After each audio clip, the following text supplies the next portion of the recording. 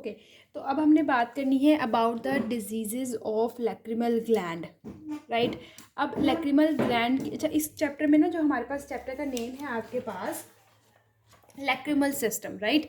तो आपने lacrimal system वाले चैप्टर में एक आपने डिजीज़ पढ़नी है लैक्रिमल ग्लैंड की, देन आपने डिजीज़ पढ़नी है आपके पास ड्रेनेज सिस्टम की, ठीक है। ड्रेनेज सिस्टम की अलहदा से है और इसकी अलहदा से है। अब ये मुझसे ना गलती से सिस्टाइटिस लिखा गया, यहाँ पे आपने लिखना था एडिनाइटिस, ठीक है। मतलब ग्लैंड का मसला है ना, तो ग्लैंड के लिए हम एडिनोमा या ऐसे वाले वर्ड्स यूज़ करते हैं ना, तो एडिनाइटिस उस ग्लैंड के लिए है। तो लैक्रिमल ग्लैंड के आपके पास 4 किस्म की डिजीजेज होती है, ठीक है। एक्यूट डेक्रो एडिनाइटिस, क्रॉनिक डेक्रो एडिनाइटिस मतलब acute inflammation of the lacrimal gland और द क्रॉनिक इन्फ्लेमेशन, और अगर वो बिल्कुल ही काम नहीं कर रहा तो क्रेटोकंजक्टिवाइटिस सी का, जिसको हम ड्राई आई भी बोलते हैं, ठीक है। एक एक्यूट इन्फ्लेमेशन, क्रॉनिक इन्फ्लेमेशन वो बिल्कुल काम करना बंद कर दिया है तो क्रेटोकंजक्टिवाइटिस सी का, और अगर वो ज़्यादा काम कर रहा है तो डेफिनेटली ज़्यादा टीयर फिल्म प्रोड्यूस हो गई तो पेशेंट को लैक्रिमेशन हो जाएगी, राइट। अब हमने यहाँ पे फिर वही बात हो गई है, इट इज़ एडिनाइटिस, ठीक है। एक्यूट एडिनाइटिस, डेक्रो एडिनाइटिस। अच्छा, ये एक्यूट इसके नाम से बचा रहा है, एक्यूट इन्फ्लेमेशन है आपके पास लैक्रिमल ग्लैंड की। अब कोई चीज़ एक्यूट है ना, तो मोस्टली उनमें एक्यूट इन्फेक्शन में आपके पास वायरसेस या कोई बैक्टीरिया का ही अमल दखल होता है, वही छेड़छानी करते हैं तो काम खराब हो जाता है। तो आपके पास जो एक्यूट डेक्रो एडिनाइटिस के कॉजेज़ हैं, या तो वो वायरस है या वो बैक्टीरिया है, ठीक है। वायरस है या बैक्टीरिया होता है। अब वायरस, अच्छा अगर आपके पास जो लिड्स पे बैक्टीरिया हो या कंजक्टाइवा, ये देखो आपके पास आए हैं, ये इसके अगर सपोज लिड्स आपने ऐसे लिड्स कह रहे हैं तो लिड्स में से बैक्टीरिया जा सकता है ऊपर आपके पास उसमें, या आपके पास कंजक्टाइवा में से जो बैक्टीरिया वो आपके पास लैक्रिमल ग्लैंड में जाएगा तो आपके पास लैक्रिमल ग्लैंड में इन्फ्लेमेशन हो जाएगी। तो बैक्टीरिया फ्रॉम लिड्स और फ्रॉम कंजक्टाइवा, या आपके पास जो वायरस है कौन कौन से मम्स है या इन्फेक्शियस मोनोन्यूक्लियोसिस हुआ है तो आपके पास वहाँ से सिस्टेमिकली वो वायरस कहाँ पे आ जाएगा, लैक्रिमल ग्लैंड में। तो ये चीज़ें आपको पता होनी चाहिए कि वायरसेस करेक्ट मम्स है या इन्फेक्शियस मोनोन्यूक्लियोसिस या बैक्टीरिया में से लिड्स और कंजक्टाइवा के जो बैक्टीरिया वो कर रहे हैं। पेशेंट हमेशा जो एक्यूट कोई भी इन्फ्लेमेशन होती है ना, एक्यूट इन्फ्लेमेशन में पेन मस्ट होती है, ठीक है। तो आपके पेशेंट पेन के साथ प्रेजेंट करेगा। एक्यूट इन्फ्लेमेशन में पेन मस्ट होती है, क्रॉनिक में फिर भी पेन सबसाइड कर जाती है, बट एक्यूट में पेशेंट हमेशा हमेशा पेन के साथ ही प्रेजेंट करता है, चाहे कोई सी भी डिजीज़ है, कोई सी भी एनॉमली हो, राइट। ये चीज़ याद रखनी है। तो क्रॉनिक इन्फ्लेमेशन में अच्छा क्लिनिकल फीचर्स में पेशेंट आपके साथ प्रेजेंट करेगा पेन है। देखो आप उसके एक आँख है, उसके यहाँ पे आपके पास ये ऐसे करके लैक्रिमल ग्लैंड पड़ा हुआ है, सपोज आपका लैक्रिमल ग्लैंड है। अब लैक्रिमल ग्लैंड में इन्फ्लेमेशन हो गई है, ठीक है। तो लैक्रिमल ग्लैंड हमें पता है कि आपके पास ये टेम्पोरल एरिया में होता है और अपवर्ड एंड आउटवर्ड आई में ये पड़ा होता है, ठीक है। तो जब आपके पास पेन होगी तो वो आई के अपर एंड आउटर क्वाड्रेंट में ही होगी, क्योंकि हमें पता है लैक्रिमल ग्लैंड टेम्पोरल में ये अपवर्ड पड़ा हुआ है, तो अपर एंड आउटर क्वाड्रेंट में होगी। एंड देन आपके पास लैक्रिमल ग्लैंड है, उसके साथ ही क्या लगा हुआ है, आईलिड्स भी हैं। तो वो जो उसका इन्फेक्शन है वो आईलिड्स में होगा तो क्या होगा, आईलिड्स बहुत ज़्यादा रेड और स्वलन हो जाएंगे, और उनके जो मार्जिन होते हैं ना आईलिड्स के, अपर आईलिड का मोस्टली होगा ना, एस शेप्ड कब आती है आईलिड के मार्जिन पे। बुक पे ऐसा इसकी कोई जो है डायग्राम नहीं बनी हुई एस शेप्ड मार्जिन की, वरना मैं आप लोगों को दिखाती कि एस शेप्ड मार्जिन कैसा होता है। तो आईलिड्स में एस शेप्ड कर्व एक मार्जिन आएगा। फिर आपके पास क्या होगा, इसमें एक्यूट में प्रोप्टोसिस होती है, क्रॉनिक में प्रोप्टोसिस नहीं होती, या शायद उसमें भी होती है, अभी हम देखते हैं। तो आपके पास सबसे पहली बात होती है पेन, याद रखना है आपने, ठीक है। देखो इतनी ज़्यादा चीज़ें क्लिनिकल फीचर्स याद नहीं होते हैं, ना ही रटा लग सकता है। तो आप बेसिक कॉन्सेप्ट लो कि यहाँ पे एक्यूट इन्फ्लेमेशन है तो पेन होगी, और कहाँ पे होगी, डेफिनेटली जहाँ पे लैक्रिमल ग्लैंड है वहीं पे होगी। देन उनके पास ही आईलिड्स पड़ी हुई है ना, आईलिड पर, ये तो आईलिड रेड सोलन होगा। एस शेप्ड कव, एस शेप्ड कव तो एक्यूट में भी है, क्रॉनिक में भी है, ये चीज़ आप याद रख लें। फिर आपके पास क्या होगा, प्रोप्टोसिस हो रही है, मतलब आईबॉल बाहर की तरफ आएगा, कहाँ तक जाएगा, downward and inward. Outward displacement already eyeball ये डाउनवर्ड एंड इनवर्ड की तरफ मूव करेगा, ठीक है। अब वही अपवर्ड आईलिड को जब आप इवर्ट करके देखोगे तो आपके पास ग्लैंड नजर आएगा, बहुत सोलन ग्लैंड नजर आता है आपको, ठीक हो गया। अब अच्छा ये चीज़ें तो आपके पास आ गई, पेन है, प्रोप्टोसिस है और इवर्ट किया तो ये सब कुछ हो गया। इसकी ट्रीटमेंट क्या होता है कि आपने अंडरलाइन कोज को ट्रीट करना है, ठीक है। कोई भी अगर जैसे इन्फेक्शियस मोनोन्यूक्लियोसिस उसको ट्रीट करोगे तो ऑटोमेटिक आपके पास ये कंडीशन ट्रीट हो जाएगी। बट अगर पेशेंट को पोरुलेंट इन्फेक्शन है, जैसे कि बैक्टीरियल इन्फेक्शन है, तो बैक्टीरियल इन्फेक्शन अगर हुआ है तो उसके लिए डेफिनेटली क्या दोगे, एंटीबायोटिक्स दोगे पेशेंट को। एंटीबायोटिक्स के अलावा हमने बात की कि पेशेंट को सीवियर पेन है, पेन के लिए आप एनाल्जेसिक्स दोगे, और इन्फ्लेमेशन को सेटल करने के लिए पेशेंट को वहाँ पे हॉट फर्मेंटेशन करोगे, ठीक है। एंड देन अगर आपके पास कोई सब जो एब्सेस वगैरह कुछ भी बन जाए तो उसको इंसिजन एंड ड्रेनेज, ठीक है। तो बेसिकली आप देखो ट्रीटमेंट भी आपको इतनी ज़्यादा चीज़ें हैं, तो आप कैसे ट्रीटमेंट याद रखोगे? तो ट्रीटमेंट में भी आपने यही देखना है, पेशेंट जिन जिन फीचर के साथ प्रेजेंट करेगा उन्हीं को आपने ट्रीट करना है। जैसे पेन थी तो आपने एनाल्जेसिक्स दे दी, और पेशेंट का देखो स्वलन है, सब कुछ हर चीज़ रेड और स्वलन वगैरह हुआ है, मतलब बहुत ज़्यादा इन्फ्लेमेशन हुई हुई है, उसको सेटल करने के लिए आप उसकी हॉट फर्मेंटेशन कर दो, पेशेंट को रिलीफ फील होगा, एंड देन आपके पास एंटीबायोटिक्स देनी है बैक्टीरिया है, और फिर आपके पास इंसिजन एंड ड्रेनेज कर देनी है, राइट। अब आपके पास ये भी एडिनाइटिस है, क्रॉनिक डेक्रो एडिनाइटिस। क्रॉनिक डेक्रो एडिनाइटिस में आपने बात करनी है कि chronic inflammation of lacrimal gland. अच्छा, इसके अब काफ़ी रीजंस आगे क्यों हो जाता है ये, ठीक है।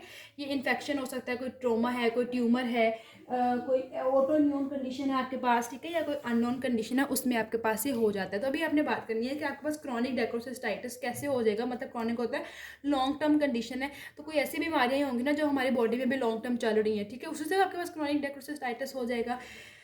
देखो, किसी बंदे को टीबी हो, उसको टाइम लगता है, 6 महीने, 9 महीने, कुछ 12 महीने दवाई खाते हैं, लंबा अर्सा चलता है, तो जब जब तक रहेगी तो पेशेंट को क्रॉनिक डेक्रोसिस्टाइटिस रहेगा।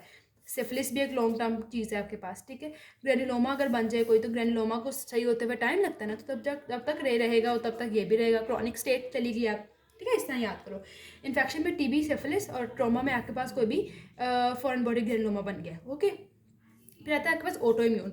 ऑटो इम्यून में आपके पास एस जोगरन सिंड्रोम है, इसको पता नहीं जोगरन सिंड्रोम कहते हैं, एस जोगरन कहते हैं, वो आप देख लीजिएगा, एस जोगरन सिंड्रोम। अब कोई अननोन कॉज, जैसे सार्कोडोसिस हो गई है, पेशेंट को माइलोडोसिस हो गया है। अब देखो, हमने बात की क्रॉनिक एडिनाइटिस में पेशेंट को या तो इन्फेक्शन हुआ है, ठीक है, या पेशेंट को कोई ट्रॉमा हुआ है, या उसको कोई ऑटो इम्यून कंडीशन थी, या कोई अननोन कंडीशन थी जिसकी वजह से उसको ये हो गया। अननोन में सार्कोडोसिस और अमाइलोडोसिस भी है। फिर आपके पास इसमें आप देखो, इसमें पेशेंट को पेन नहीं होती है, यहाँ पे भी ग्लैंड इनलार्ज हो रहा है, ग्लैंड वहाँ पे क्या हो रहा था, ग्लैंड वहाँ पे पिछली कंडीशन में ग्लैंड रेड हो गया था और स्वोलन हो गया था, राइट। इसमें जो उसका ग्लैंड होगा उसने इनलार्ज तो हुआ है, बट पेशेंट को पेन नहीं हो रही। ये चीज़ दोनों को आपस में देखो, वो एक्यूट था, ये क्रॉनिक है, तो इसमें पेन सबसाइड हो चुकी है, ओके। एस शेप्ड कर्व बनेगी आईलिड के मार्जिन पे, सेम जैसे पीछे हो रही थी, इसमें भी आपके पास आई की डिस्प्लेसमेंट है, डाउनवर्ड है, इनवर्ड, ये भी वही है। अच्छा, उसमें भी इवर्ट करते थे तो हमारे पास हमें ग्लैंड नजर आता था सोलन, ठीक है।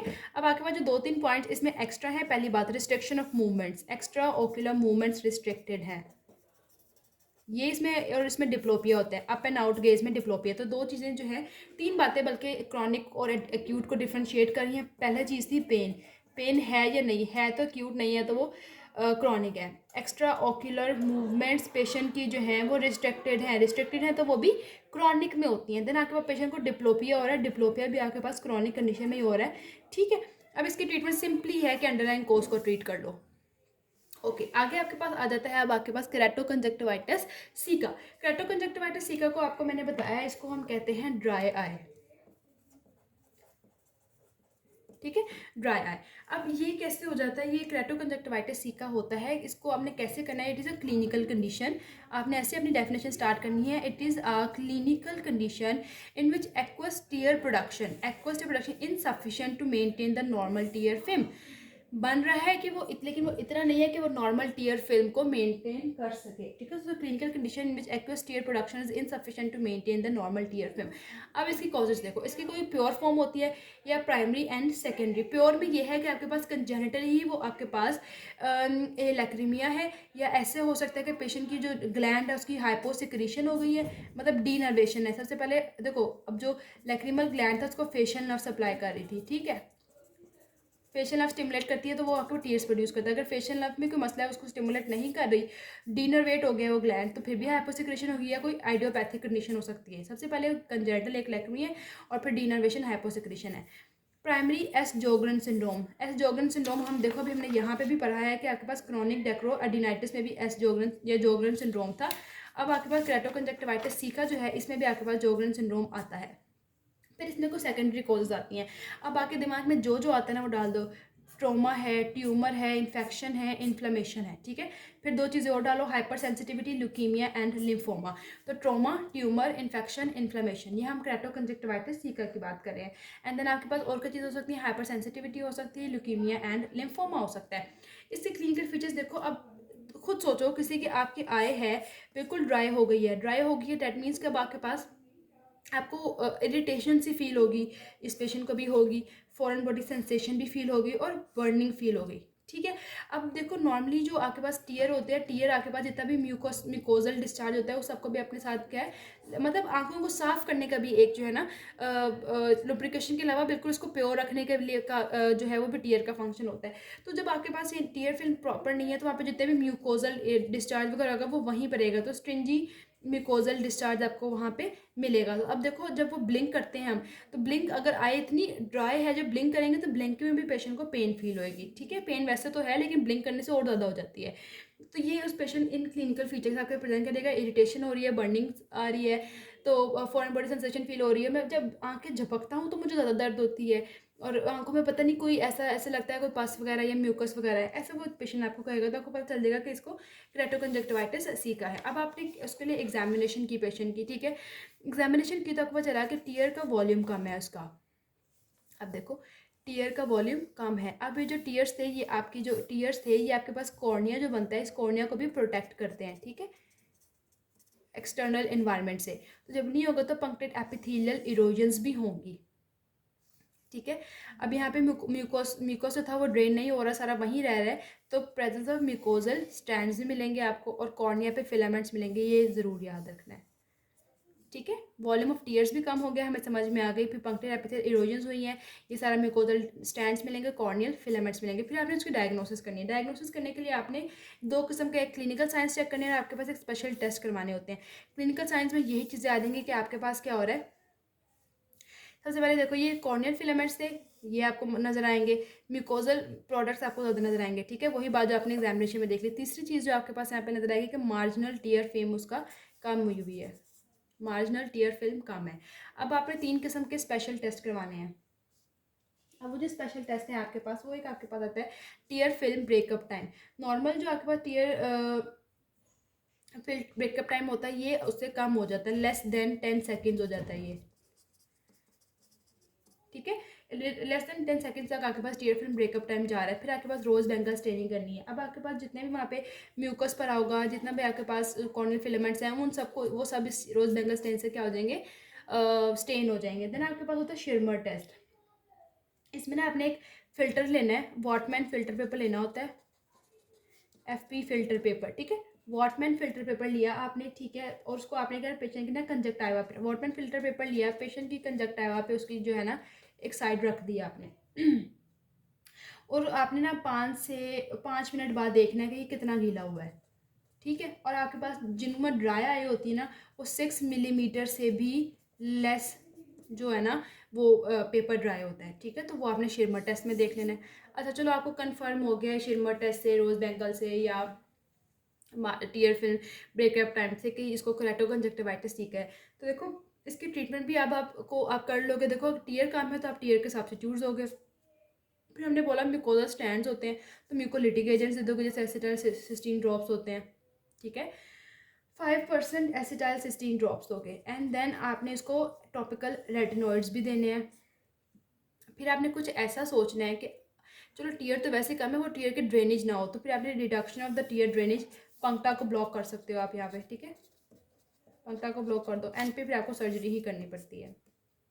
ठीक है, तो ये आपके पास हो गया डिजीज़ या जो भी चीज़ें थी आपके पास ऑफ द मतलब आपके पास लेक्रिमल जो आपके पास ग्लैंड है उसके डिसऑर्डर डिजीजेस थी। अब हमने बात करनी है diseases of the drainage system कि आपके पास जो वहाँ पे ड्रेनेज सिस्टम है उसकी क्या क्या डिजीजेज हैं। उसमें पहले डिजीज है कंजेंटल नेजोलैक्रिमल डक्ट।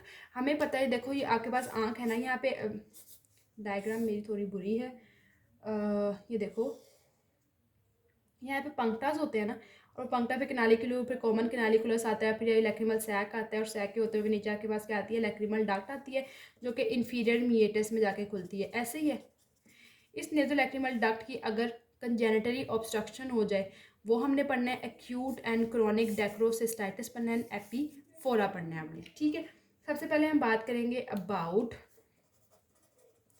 नेजोलैक्रिमल duct obstruction. देखो नेजोलैक्रिमल डक्ट ऑब्स्ट्रक्शन जो होती है ना, इसको हम कहते हैं, दूसरा नाम इसका कंजेनिटल डेक्रोसिस्टाइटिस भी है। ठीक है। अब ये देखो, अब ये जो ये चीज़ है ना, ये आपके पास हो जाता है देखो अब आपके पास ये हो जाता है, इसमें जो कंजेंटल नेज़ोलैक्रिमल, नॉर्मली देखो हमारी ये चीज़ पेटेंट होती है, खुल जाती है। कुछ बच्चे ऐसे होते हैं जिनमें कंजेंटली इसकी कैनालाइजेशन नहीं होती, तो ये हो जाता है नॉन कैनालाइजेशन। ठीक है, नॉन कैनालाइजेशन की वजह से हो जाता है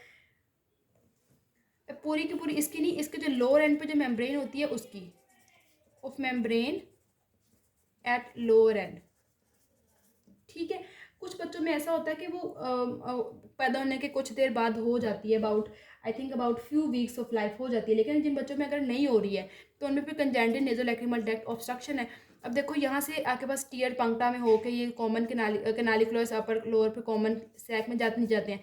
अब जब ये आगे ड्रेन ही नहीं होंगे तो क्या होगा, आहिस्ता आहिस्ता ये इसका बैक प्रेशर बढ़ता जाएगा, तो पेशेंट किस तरह प्रेजेंट करेगा, एपिफोरा के साथ प्रेजेंट करेगा ना, कि वो टीयर प्रोड्यूस तो नॉर्मल हो रहे हैं, इसे ड्रेन नहीं हो रहे, तो पेशेंट एपिफोरा के साथ आएगा। और जब आपके पास यहाँ पे एपिफोरा होगा तो सेकेंडरी आपके पास टीयर, जब जब आपके पास टीयर जाहिर है वहाँ पे स्टैटिक कंडीशन में जाएंगे तो सेकेंडरी इन्फेक्शन भी हो जाएगा पेशेंट को। ठीक है, तो ये पेशेंट्स आपके पास किन सिम्टम्स के साथ प्रेजेंट करेगा ये बच्चा,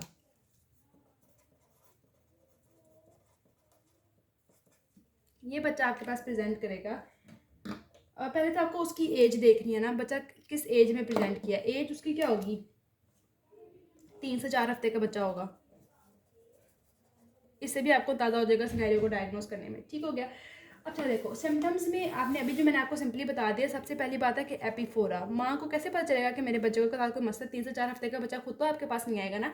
तो पहली बात होती है कि उस पेशेंट को एपिफोरा होता है। और जब आपके पास सेकेंडरी इन्फेक्शन होता है तो मोस्टली इन्फेक्शन किस चीज़ का होता है, सेकेंडरी बैक्टीरिया का इन्फेक्शन होगा, तो आपके पास म्यूकोप्यूरुलेंट डिस्चार्ज होगा और स्ट्रिंजी जो है ना आपके पास म्यूकोइड या स्टिकी कर लो, स्टिकी म्यूकस आपको मिलेगा वहाँ पे। ठीक है, स्टिकी म्यूकोइड है, म्यूकोपोलन डिस्चार्ज होगा।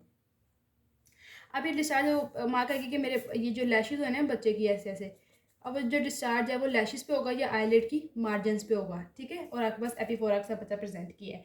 और जो आपके पास देखो, अब पेशेंट को ये हुआ है, एक तरफ की आँख ये है, एक तरफ की ये है, ये सैक सारा बन गया। अब मोस्टली इसकी जो प्रेजेंटेशन है ना ये बायलैटरल है, ये याद रखना है। ठीक है, क्या है ये, मोस्टली बायलैटरल इन्वॉल्वमेंट होती है। अच्छा, इसमें ना एक और चीज़ याद रखनी है, रिगर्जिटेशन टेस्ट जो है ये आपने मस्ट करवाना है, और इन लोगों में वो रिगर्जिटेशन टेस्ट पॉजिटिव आता है। देखो हमने बात की कि यहाँ पे ये लैक्रिमल सैक है, आपने लैक्रिमल सैक के ऊपर क्या अप्लाई करना है, प्रेशर। लैक्रिमल सैक पे आपने प्रेशर अप्लाई करना है, जेंटल प्रेशर देना है लैक्रिमल सैक पे। अब जब यहाँ पे अगर आपको प्रेशर दो, यहाँ पे फ्लूइड रिफ्लक्स हो, मतलब बाहर की तरफ आए। ठीक है, मतलब ये है कि कोई आगे की तरफ कोई क्या है, कोई ऑब्स्ट्रक्शन है, तो आपने लैक्रिमल सैक पे प्रेशर करना है। और इसकी वजह से अगर पंक्टम में से आपके पास म्यूकोपोर्टल डिस्चार्ज है, वैसे फ्लूइड बाहर की तरफ आए, उसको हम रिगर्जिटेशन टेस्ट करते हैं। और अगर ये बाहर आ गया दैट मीन्स कि वो पॉजिटिव है। तो आपने ये याद रखना है कि नेज़ोलैक्रिमल सिनेरियो में कह सकते हैं ना वो आपने रिगर्जिटेशन टेस्ट किया, वो पॉजिटिव है, तो उसमें भी आपको पता चल जाएगा कि पेशेंट को नेज़ोलैक्रिमल डक्ट ऑब्स्ट्रक्शन है। पहली बात उसकी एज से पता चल जाएगा, इससे भी पता चल जाएगा। ओके, अब ये सब कुछ आपको समझ में आ गई कि क्या क्या हो रहा है, क्या कॉम्प्लिकेशंस हो सकती हैं इस बच्चे को। अब देखो, इस बच्चे को एक्यूट डेक्रोसिस्टाइटिस भी हो जाता है, इन्फ्लेमेशन है ना, तो इस अगर ड्रेनेज सिस्टम की इन्फ्लेमेशन हो जाए तो एक्यूट डेक्रोसिस्टाइटिस भी हो सकता है, और पेशेंट को क्रॉनिक डेक्रोसिस्टाइटिस भी हो सकता है। ठीक है, अब वहाँ पे उसको म्यूकोसील भी बन सकती है। ओके, म्यूकोसील भी बन सकती है, और देखो कंजक्टिवाइटिस भी हो सकता है। और आखिरी चीज़ है जो पेशेंट जिसके साथ आपके पास प्रेजेंट कर सकता है वो है फिस्टुला बन सकता है। तो ये बातें आपने याद रखनी है कि पेशेंट को म्यूकोसील, एक्यूट क्रॉनिक डेक्रोसिस्टाइटिस, देखो सिस्टाइटिस होना है यहाँ पे, एडिनाइटिस नहीं लिखना, फिस्टुला की फॉर्मेशन हो सकती है और कंजक्टिवाइटिस हो सकता है। अच्छा, ये तो आपको पता चल गया। प्लस इसकी कुछ डीडीज हैं, मतलब डिफरेंशियल डायग्नोसिस क्या है इसकी।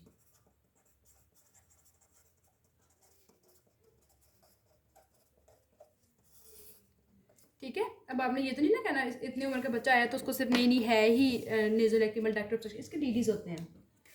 हो सकता है उसको पंक्टम का एट्रीजिया हुआ हो। अगर पंक्टम का भी एट्रीजिया होगा, आके ऊपर वाली डक नीचे वाली ये कॉमन कैनालिकस बना पे ये लैक्रिमल सैक, अगर पंक्टम का भी एट्रीजिया होगा, प्रॉपर टीयर ड्रेन नहीं होगा, तो वो भी तो एपिफोरा के साथ ही प्रेजेंट करेगा ना पेशेंट। तो पंक्टम एट्रीजिया अगर हो सकता है। फिर जो ये जो डिस्चार्ज एपिफोरा वगैरह या म्यूकोपोडियन डिस्चार्ज है वो कंजक्टिवाइटिस से भी होता है। तो हो सकता है पेशेंट को कंजक्टिवाइटिस हो, या हो सकता है पेशेंट को कंजेनिटल ग्लोकोमा हो। ठीक है, तो आपने पहले इन चीज़ों को एक्सक्लूड करना है। इसके साथ वैसे वाटरी आई के साथ पेशेंट प्रेजेंट करता है। ठीक है, तो पंक्टल एट्रीजिया, कंजक्टिवाइटिस सेकेंडरी या कंजेनिटल ग्लोकोमा। अब आपने पेशेंट को ट्रीट कैसे करना है?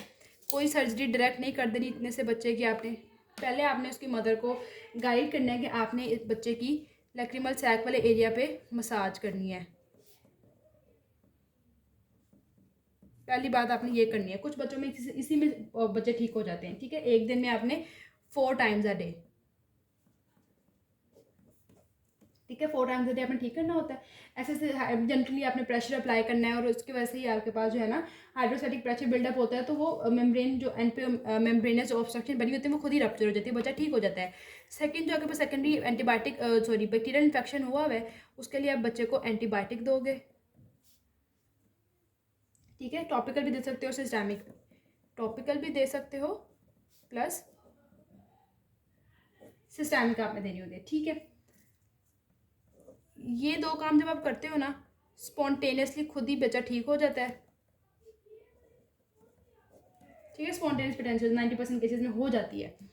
इससे फ़र्क नहीं पड़ा, मसाजिंग से एंटीबायोटिक से फ़र्क नहीं पड़ा, स्पॉन्टेनियस पोटेंशियल नहीं हुई, then you have to do the probing. ठीक है, प्रोबिंग लेकिन हम एक बच्चे में हम प्रोबिंग जीए में ही देते हैं, जनरल एनेस्थीसिया में, वैसे नहीं कर सकते। ठीक है, क्योंकि पेनफुल होगा बच्चे के लिए। इसमें क्या होगा, सपोज ये आपका पंक्टम है, ये अपर कैनालिकुलस, लोअर कैनालिकुलस, ये कॉमन कैनालिकुलस है, फिर आगे जाकर ये लैक्रिमल सैक है और ये नेज़ोलैक्रिमल डक्ट है। ये पंक्टा के थ्रू आपने एक प्रोब पास करना है, वो कैनालिकुलस होते हुए यहाँ पे सैक तक जाता है। ठीक है, ओके, फिर वहाँ से नेज़ोलैक्रिमल डक्ट में प्रोब जाएगा। ठीक है, इस प्रोब के थ्रू हमें देखना है कि ऑब्स्ट्रक्शन कहाँ पे है, इस ऑब्स्ट्रक्शन को आपने तोड़ना है। ठीक है, आपने प्रोबिंग कर ली। अब जब आपने प्रोबिंग की है उसके बाद आपने करनी है सिरिंजिंग। ठीक है, प्रोबिंग की समझ आ गई है आपको। ओवरकम दी मेम्ब्रेन, आपने जाके देखना है कि कहाँ तक आपका प्रोब पास हो रहा है। जहाँ तक हो जाएगा इसका मतलब है कि वहाँ तक आपकी वो चीज़ पेटेंट है, उसके आगे जाके कोई ऑब्स्ट्रक्शन है। ठीक है, देन आपने सिरिंजिंग करनी होती है। प्रोब से आपने ये भी किया ना उस एरिया को, जहाँ सपोज आपको यहाँ पे मिला कि यहाँ पे कोई ऑब्स्ट्रक्शन थी, तो प्रोब से आपने उसको ब्रेक कर दिया सारा। ठीक है, और उसके बाद आपने सिरिंजिंग इसको इरिगेशन भी कहते हैं। इसका ये आपने जब करके देखना है कि क्या आपके पास नेज़ोलैक्रिमल नीचे से सारा वो पेटेंट हो गया, और वो जो आपने मटेरियल जो मतलब आप फ्लूइड दे रहे हो वो लोअर एंड से क्या वो बाहर नाक में आ रहा है। ठीक है, हमें देखना है कि प्रॉपर वो जो एक ऑब्स्ट्रक्शन थी वो सारी खत्म हुई है या नहीं हुई। ठीक है, तो मसाज करनी थी, एंटीबायोटिक क्रीम्स देने, मतलब एंटीबायोटिक्स देने से, नॉट क्रीम, एंटीबायोटिक्स दी आपने, पेशेंट की प्रॉबिंग की, देन आपने सिरिंजिंग कर ली। ओके, अब इसके बाद आपके पास आखिरी चीज़ जो बचती है ना, जब कुछ भी नहीं हो रहा, DCR, डेक्रोसिस्टो राइनोस्टमी।